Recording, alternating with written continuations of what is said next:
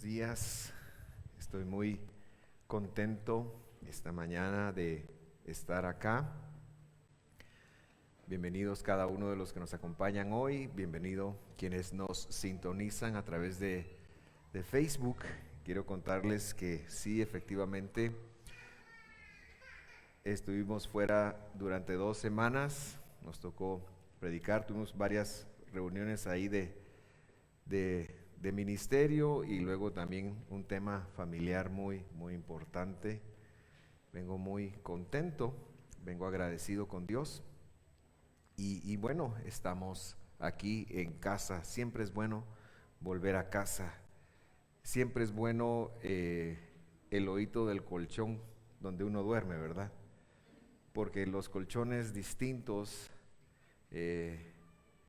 generan como una cierta incomodidad. Y eso pues se aplica a todas las áreas de la vida, ¿verdad? Siempre es bueno estar ante este auditorio para mí.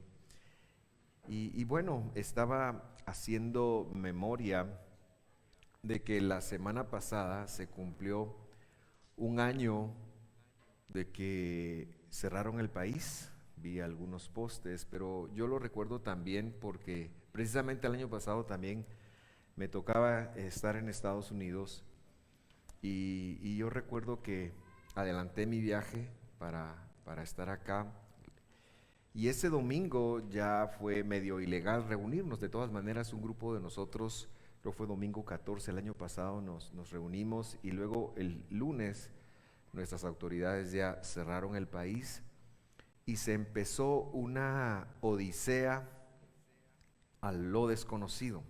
Es decir, yo no sé cómo usted lo vivió, pero en mi caso, yo no pensé que fuera a ser como fue. Es decir, yo no pensé que nos fueran a encerrar, que la iglesia fuera a estar sin reunirnos hasta diciembre. Todavía no estamos con la certeza de cómo va a ser el futuro. Pero después de un año de enfrentar lo desconocido, yo tengo una emoción muy fuerte. Y la emoción fuerte que tengo es de gratitud. Dios nos ha sostenido, Dios nos ha guardado, Dios nos ha cuidado.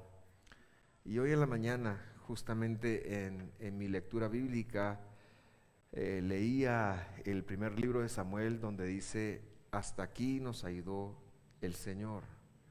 Y entonces nombraron una piedra, Eben Ezer, o Ebenezer en castellano, y Eben Ezer quiere decir la piedra de la ayuda, la piedra de la ayuda, o una piedra que ayuda, en referencia a un nombre de Dios. Yo quisiera, es mi costumbre, orar antes de predicar, siempre pedirle a Dios por alguna faceta, por algo. Pero hoy más que pedirle, quiero agradecerle. Y bueno, al final sí le voy a pedir que se abra en su palabra y nos revele. Pero yo quisiera que usted me acompañara a agradecerle al Señor por este año. Todos cumplimos un año en pandemia la semana pasada. Y Dios ha sido fiel, ¿verdad? Dios ha sido fiel. Dígaselo a su vecino, Dios ha sido fiel. Si algo ha sido Dios, es fiel. Padre, con mucha gratitud venimos a orar esta mañana porque de alguna manera, haciendo memoria, lo que sobresalta a cualquier memoria, lo que sobresale de cualquier vivencia, que las pudo haber, algunas muy difíciles, algunas complicadas. Hemos visto alrededor de nosotros gente que ha perdido la vida, gente que ha perdido la oportunidad de empleo. Y muchos podrían hoy pararse acá y quejarse, pero nosotros no haremos eso, sino que llegamos acá para darte gracias. Desde lo más profundo de nuestro ser, venimos a agradecerte por tu infinita misericordia, por tu infinita bondad hacia con nosotros. Hoy nos paramos acá sabiendo, Señor, que aunque el cielo se cayera, que aunque la tierra temblara, nuestro bastión eres tú, sobre ti estamos parados y sobre tus promesas, sabiendo que tu propósito se cumplirá en nosotros.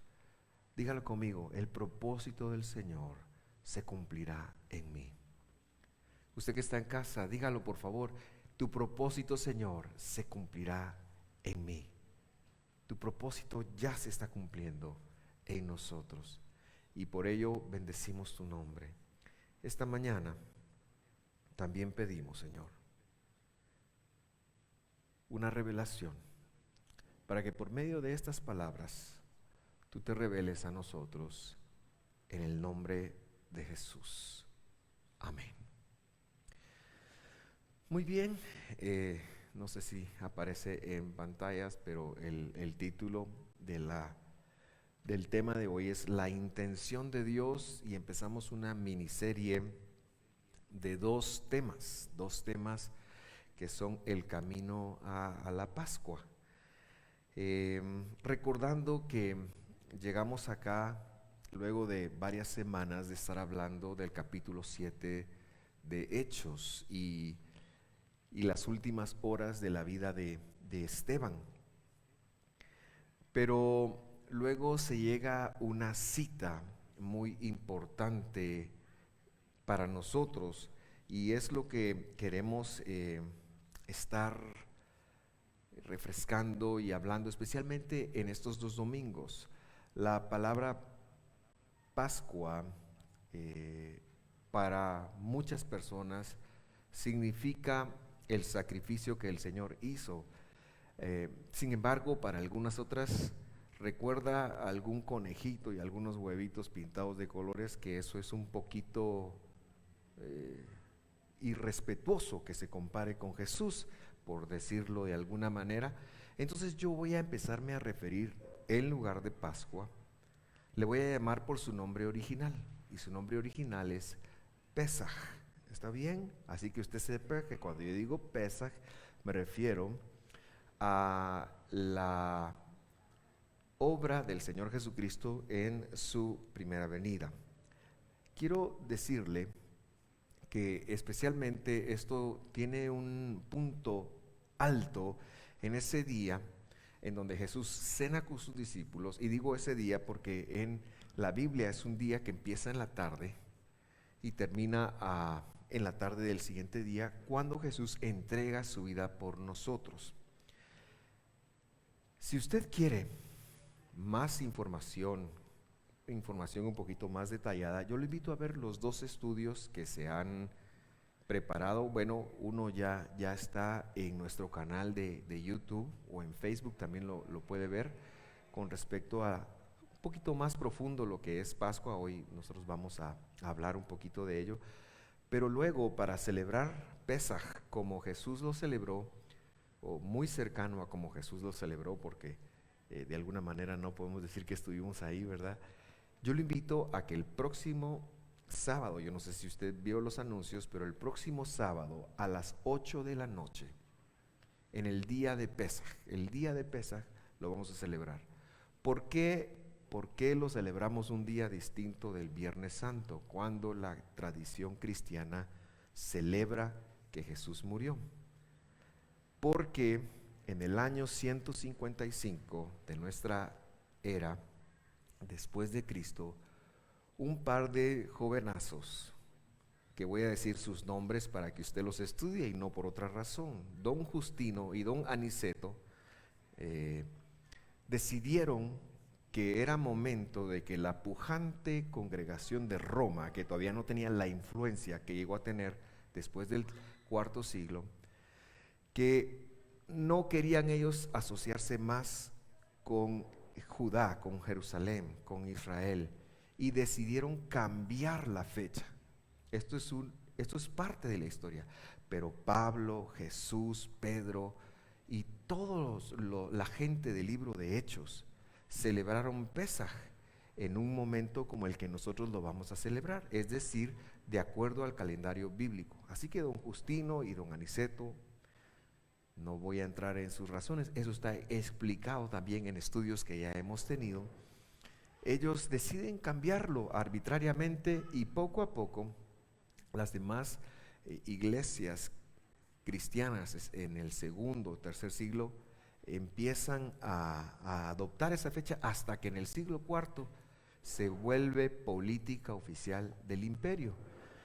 Bueno, eso pasó hace más de 1600 años para nosotros, ¿verdad? Y entonces nosotros ya nos llega la fecha nada más como tal y uno el Viernes Santo, el Sábado Santo y el Domingo de Resurrección, pero eso no quiere decir que haya sido así, ¿verdad? El hecho de que nos repitamos muchas veces una información que no es correcta, nunca la volverá correcta, porque como dice mi amigo, la verdad es necia, y yo le agregaría trompuda.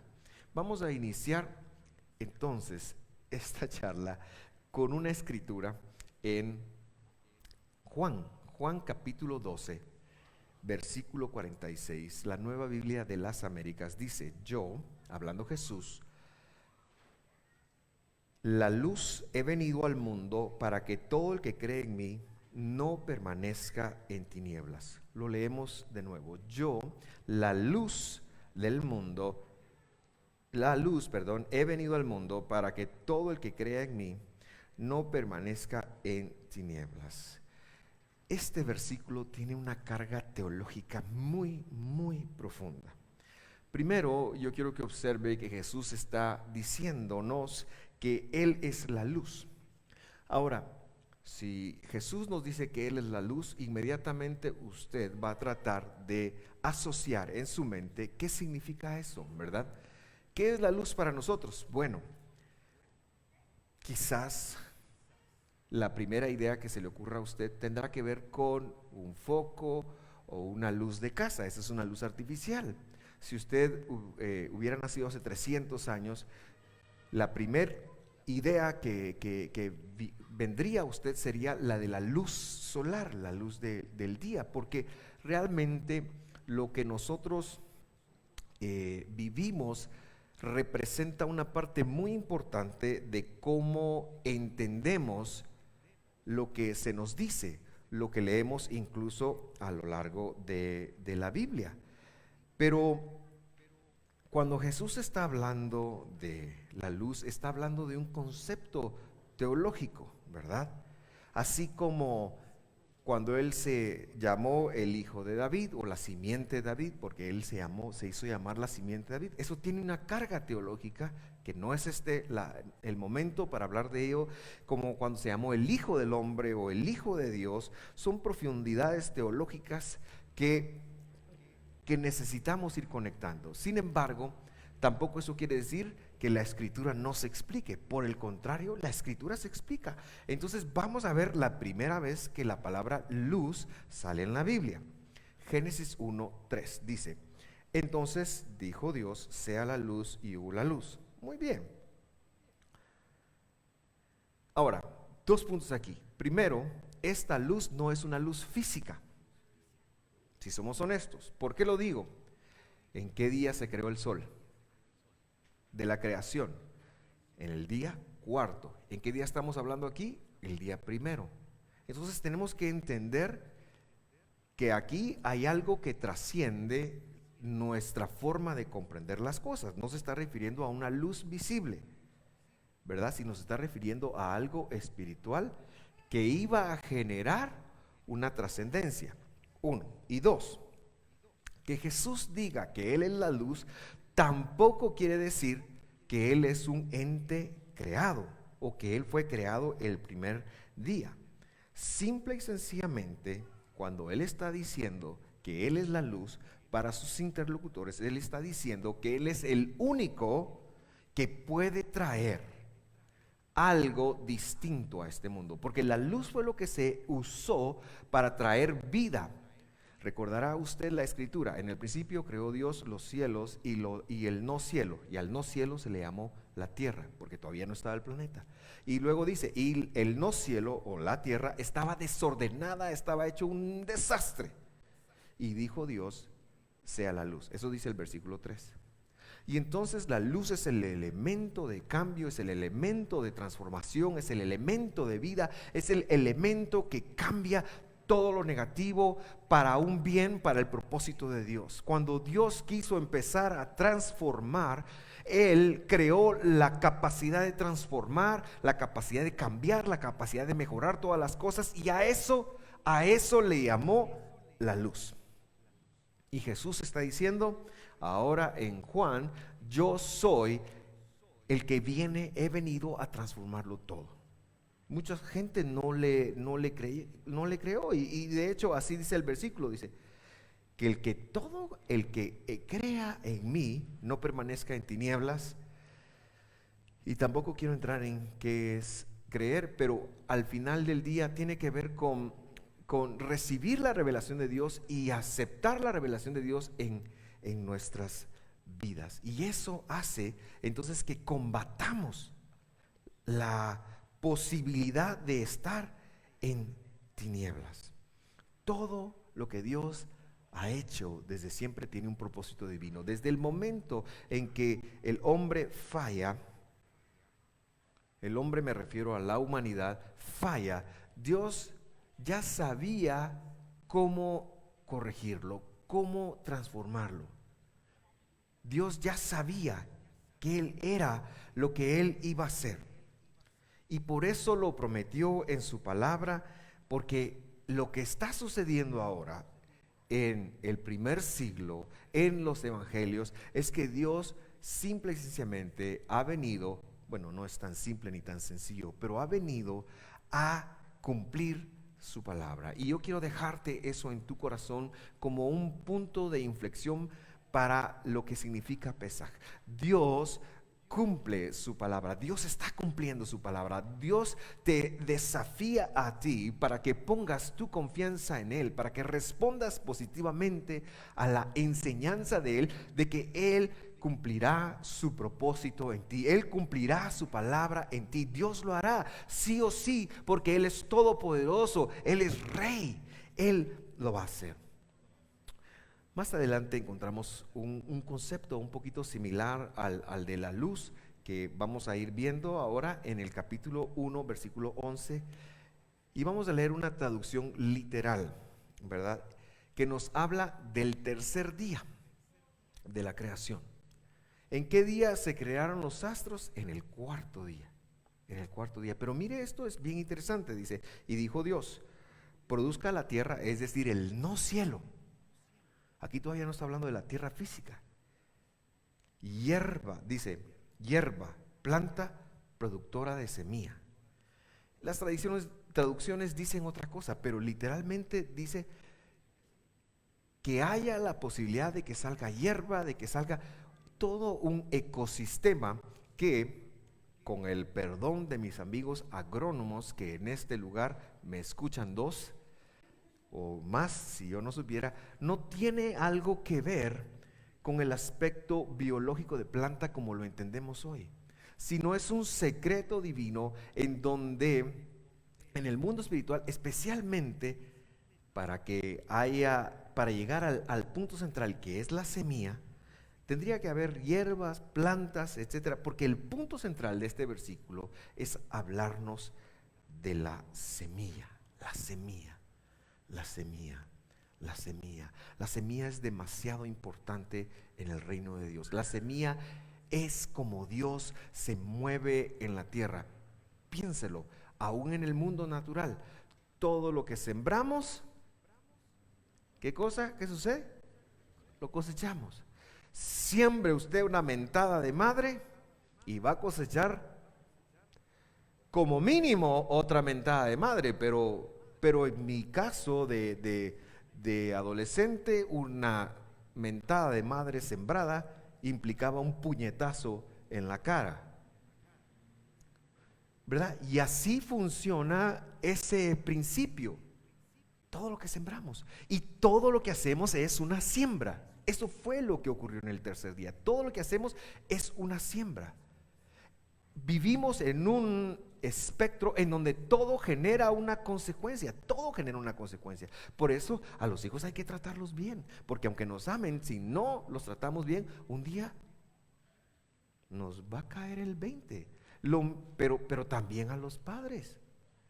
Y también tratarlos bien no quiere decir darles los que se les antoje en gana. A veces hay que decirles no, y a veces tratarlos bien implica quitarse el cincho.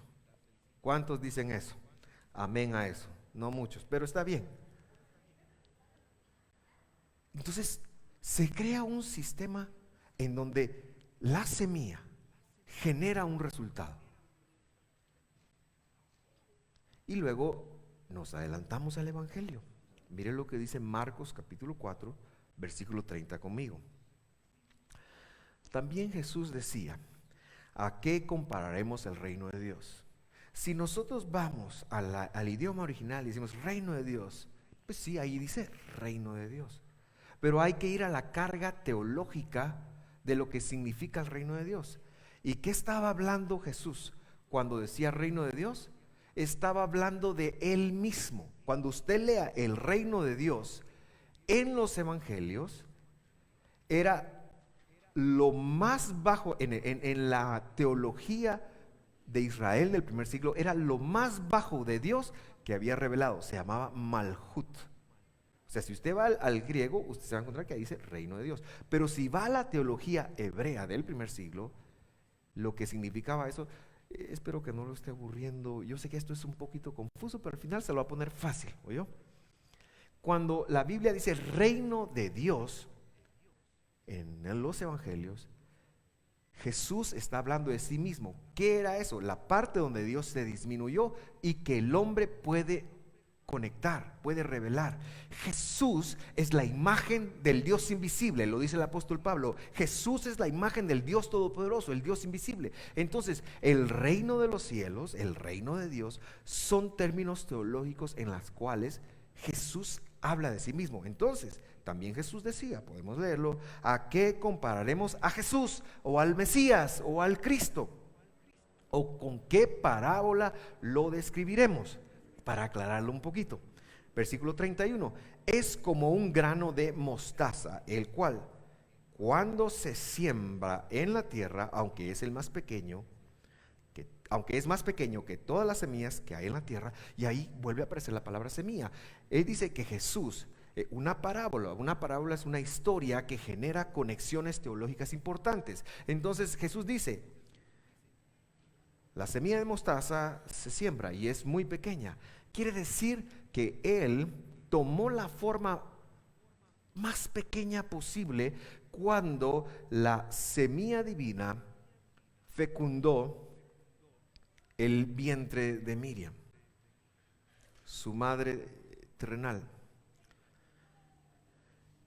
Versículo 32. Sin embargo, después de sembrado, después de que Jesús fue puesto en el vientre de Miriam, crece y llega a ser más grande que todas las hortalizas y echa grandes ramas, tanto que las aves del cielo pueden anidar bajo su sombra. Las aves del cielo son una referencia a las naciones de la tierra, que no se vienen a parar sobre, sino a tomar sombra. Y entonces Jesús está diciendo que Él tuvo que disminuirse, hacerse muy pequeño, para que todas las naciones pudiéramos llegar a Él. Y por eso la luz, la semilla, son las promesas de Dios de la primer venida. De la primer venida. ¿Qué tiene esto que ver con nosotros? Que hay un tiempo que Dios nos ordenó, no nos sugirió, nos ordenó. Porque cuando hablamos de las citas bíblicas, no le pertenecen a una religión, no le pertenecen a una etnia, no le pertenecen a un pueblo. La Biblia dice, y no lo tengo acá, pero si usted lee Levíticos 23, se encontrará que dice: estas son mis citas, estos son mis tiempos. Y creo que le traducen ahí: estas son mis fiestas. Pero cuando la Biblia habla de los tiempos de Dios, habla de que son de Él. Entonces, la cita de Pesaj, como todas las demás, tenía como finalidad, incluso desde que el pueblo de Israel sale de Egipto, una función profética. ¿Y cuál es esa función profética? La función profética de decir, un día Dios mismo va a tomar forma de hombre y nos va a venir a rescatar. Lo que Jesús ha hecho por nosotros, mis queridos hermanos, lo que Jesús está haciendo por nosotros no tiene parangón alguno, no tiene comparación alguna. Es que la obra de Jesús es perfecta, es que la obra de Jesús es el Dios todopoderoso, el creador del universo, el excelente. No piense Jesús como un Jehová Junior, por el amor de Dios, eso es blasfemia. Es el Dios todopoderoso, el Dios que se paró a hablarle a la creación. Ese Dios mismo se disminuyó de tal manera que se hizo como una semilla que se puso en el vientre de Miriam y que empezó pues su trabajo con todas las limitaciones y con lo que humillarse hasta ese punto representara. Y entonces él empieza a trabajar y tuvo que soportar los límites acá. Y cuando empezó su ministerio, lo primero que hizo fue pasar hambre. Yo no sé cuántos de ustedes han pasado hambre, 40 días, tal vez ninguno.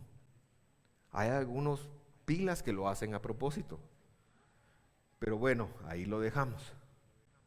Pero Jesús empezó y solventó tanto problema, y todo lo pasó, todas esas pruebas que él pasó, los pasó con una calificación de 100, porque él era la semilla, de tal manera que cuando al final él es colgado de un madero, todas las naciones, todas las aves de la tierra, usted y yo que naceríamos 21 siglos o naceríamos 20 siglos después, los más jóvenes, los menores a 21 años, ya 21 siglos después de esta situación, podríamos venir a refugiarnos bajo la sombra y cumplir ese hermoso salmo que dice: el que habita a la sombra del Altísimo, el que vive en la sombra del Señor. Hermanos, esta es una buena noticia. Usted debería darse como una persona sumamente dichosa. Usted debería de comparar esta gracia, este favor de Dios con todo lo demás que usted vive, porque esto es mucho más importante, y entonces todo caería por su peso. Usted podría decir: wow, Jesús me ama, Jesús dio su vida por mí, y todo lo demás es una leve tribulación momentánea. No merece que yo me preocupe, no merece que yo me quite la vida por eso, porque ya Dios me dio todo con Él haber venido. Gracias por el amén. Eso significa Pesaj. Dios siempre, desde el momento donde nuestros padres en ciega locura le dieron el dominio a la serpiente, desde ese momento Dios estaba listo y calculó: ¿será que mando a Miguel? No. ¿Será que mando a Gabriel? No, porque a ese se le olvidan las cosas. No, son mentiras. A otro Gabriel. ¿Será que mando a cualquier espectro? No. Y él hace su cálculo. Eso es, Dios es de los mejores contadores que existe. Dios hizo su cálculo. Dijo: no, solo yo puedo salvarlos. Eso es Pesaj. Eso es Pesaj. Dios siempre ha tenido la intención de salvarte. Dios siempre ha tenido la intención de salvarte. Yo no sé qué estás enfrentando en este momento. Sé que hay situaciones críticas, complicadas, pero yo te quiero pedir que compares esto en función de eternidad, en función de tu eternidad.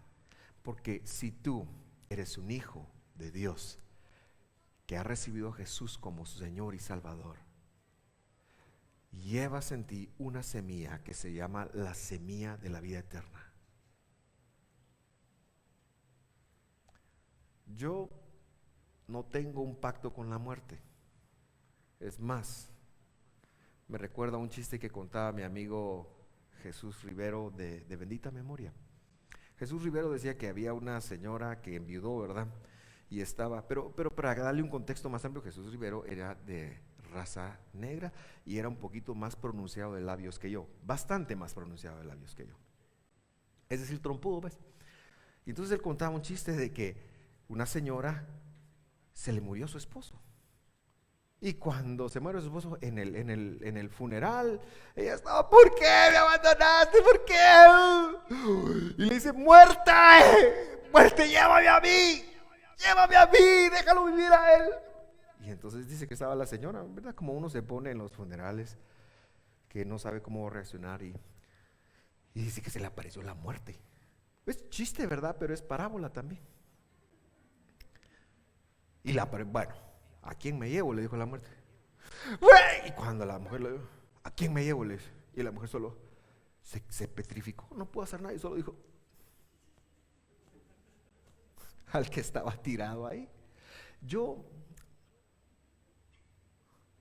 no tengo una fijación con la muerte, pero no me preocupa morir.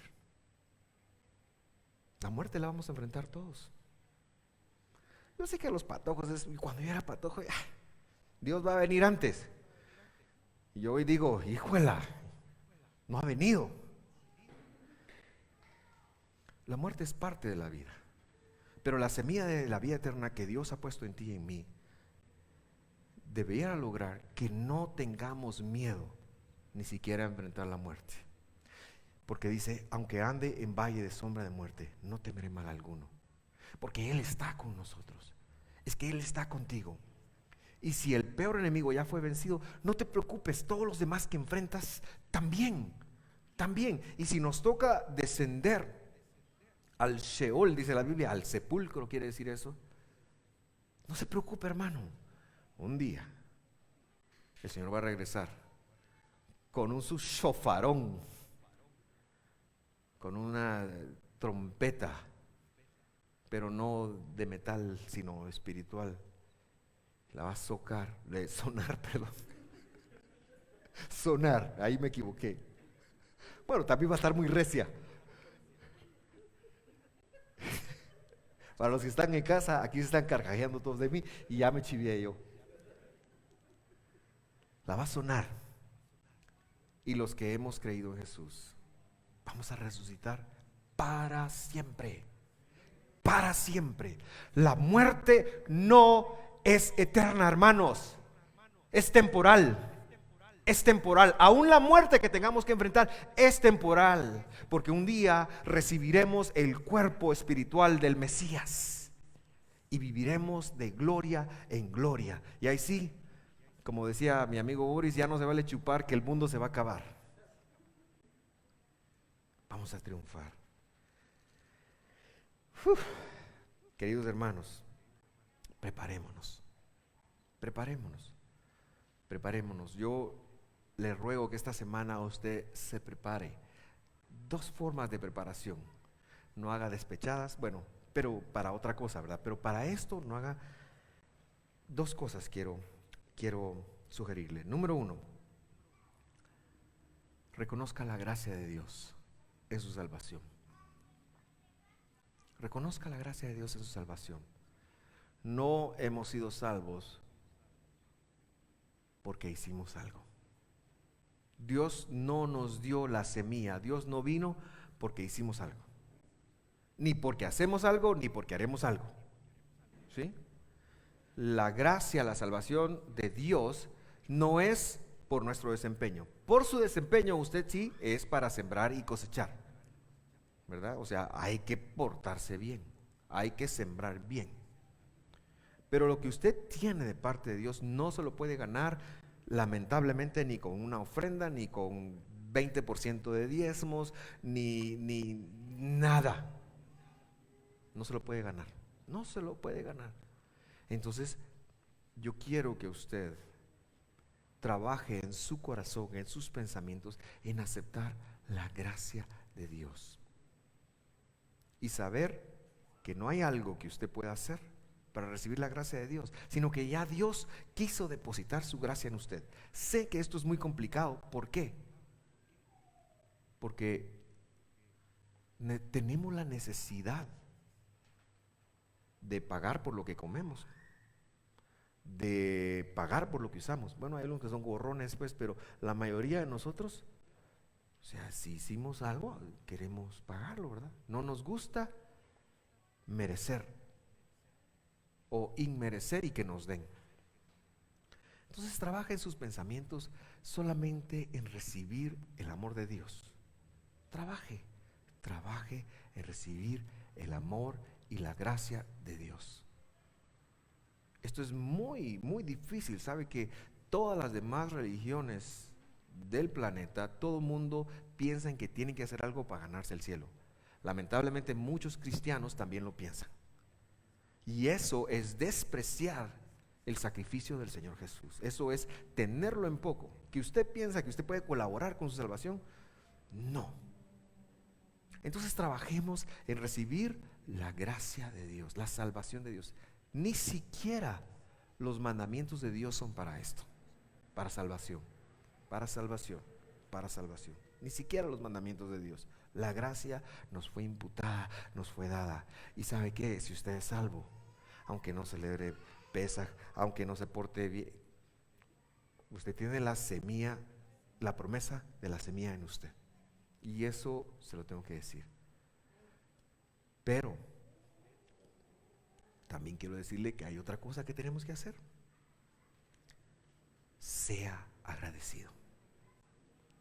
Sea agradecido. Si no podemos pagar la salvación, sí podemos ser agradecidos. Ahora, el concepto de gratitud que tengamos es muy distinto. Porque para alguien ser agradecido es decir gracias. Yo no estoy hablando de decir gracias. Yo no estoy hablando de decir gracias. Cuando yo te digo, prepárate para recordar y rememorar, y en esta cita que Dios haga algo en tu corazón, en tu ser, y te digo que la mejor forma de enfrentarlo es que seas agradecido, te estoy hablando de actuar. Ser agradecido desde el espectro bíblico es actuar, es hacer. Sea agradecido con Dios, primero en tu trato con Dios. Entonces actúa con Dios, actúa con Dios, actúa con su iglesia, actúa con tus hermanos, actúa con tu familia en función de Dios. Como estoy agradecido por la bendición de Dios, entonces yo voy a ser mejor esposo, voy a ser mejor padre, mejor hijo, aunque no me pidan nada o no se lo merezcan, pero yo voy a ser mejor porque estoy agradecido con Dios. El servicio a Dios, y tengo que decirlo acá, el servicio a Dios, querido hermano, no sirve si no es desde la plataforma de la gratitud. Entonces, no estoy diciendo que lo deje de hacer, estoy diciendo que lo haga bien y que sirvamos a Dios no porque nos sentimos bien. Cuando yo sirvo me siento bien, cuando yo sirvo Dios me premia. No. Dios lo va a hacer, igual te vas a sentir bien. Pero la plataforma del servicio debe ser porque estás agradecido, porque Dios te dio una gracia que va más allá de lo que tú podrías pagarle, de lo que tú podrías darle. Entonces estamos agradecidos. Y repito, agradecer es actuar. Tampoco estoy diciendo que no tiene que decir gracias, por supuesto. Sí. Cuando uno le dice buen provecho aquí en Guate, uno dice gracias. Está bien, ¿verdad? Pero yo estoy hablando, en función de Dios, de actuar. Por cierto, estuve en Estados Unidos y ¿sabe qué? No hay una palabra para decir buen provecho y en inglés. O sea, sí se puede decir buen apetito, pero no tiene la unción chapina de buen provecho. Es que eso es maravilloso, ¿verdad? Así que los chapinos somos puros uts. Vamos a orar. Cierra sus ojos, por favor.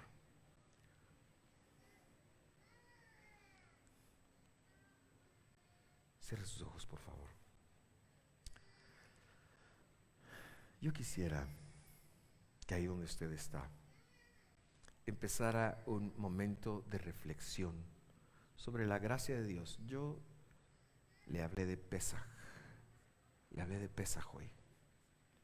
La otra semana también trataremos un poco de eso, pero lo que yo quiero es que usted empiece a enfocar dos ejercicios mentales ahí donde está. El primero es reconozca la gracia de Dios en su vida. Hay un sentimiento satánico de merecimiento que muchas veces nuestros padres nos pusieron o la cultura, que tú mereces, tú mereces, tú mereces. Pero no mereces nada, hermano. Todo lo que tienes es por gracia.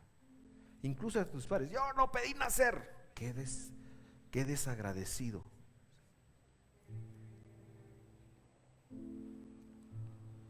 Pero en función de Dios, yo te invito a reconocer la gracia de Dios, a identificar la gracia de Dios a lo largo de tu vida, a lo largo de tus días.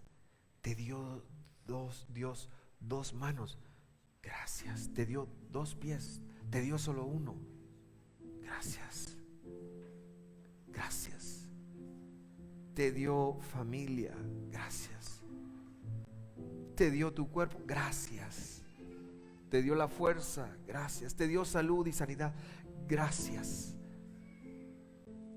Empieza a reconocer la gracia de Dios en tu vida, que todo lo que Él tienes es el resultado de su gracia. Es el resultado de su gracia, es el resultado de su gracia. Y luego empieza a ser agradecido. Yo te invito a trabajar en eso, a hacer un ejercicio espiritual ahora mismo en función de estas cosas. Pero también, si tú no recibiste a Jesús nunca en tu corazón, si no le conoces como tu Salvador y nos estás viendo o estás acá, yo te invitaría a levantar tu mano si tú necesitas oración. Y ahí donde estás, si tú estás en casa o estás viendo esto en diferido, hay un poder de Dios para alcanzarte. Si tú tienes esa necesidad, es porque Dios te está llamando. Lo ha hecho muchas veces. Si oyes hoy la voz del Señor, no endurezcas tu corazón. Dios quiere darte el don más preciado de todos, el don de la vida eterna. El don de la vida eterna. El don de la vida eterna es para ti. Y yo quiero, ahí donde tú estás, si nunca has recibido a Jesús en tu corazón, que hagas esta confesión conmigo, que hagas una oración,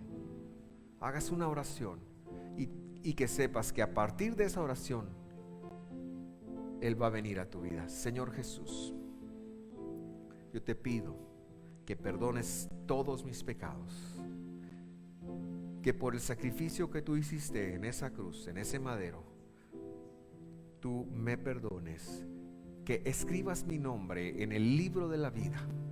Yo quiero ser salvo. Sálvame, Señor. Sálvame, Señor. Esta mañana yo te pido ser salvo. Pero también quiero reconocer que tu palabra dijo que si yo te pedía que me salvaras y yo confesaba que Jesús ha venido en carne y ha muerto y resucitado y hoy está sentado en la diestra de la majestad, eso me haría salvo. Y yo lo confieso a partir de hoy. Gracias, Señor. Si tú hiciste esa oración por primera vez hoy, déjanos un comentario, déjanos tu nombre. Queremos ayudarte en los siguientes pasos de la vida creyente. Y ahora yo quiero cerrar con una oración por todos los que ya conocemos a Jesús, pero que necesitamos trabajar en la gracia de Dios sobre nuestras vidas y en la gratitud.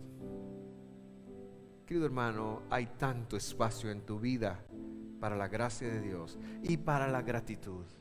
No hemos llegado ni a la sombra de donde debemos estar. Tenemos toda la vida para perfeccionarlo, para caminar.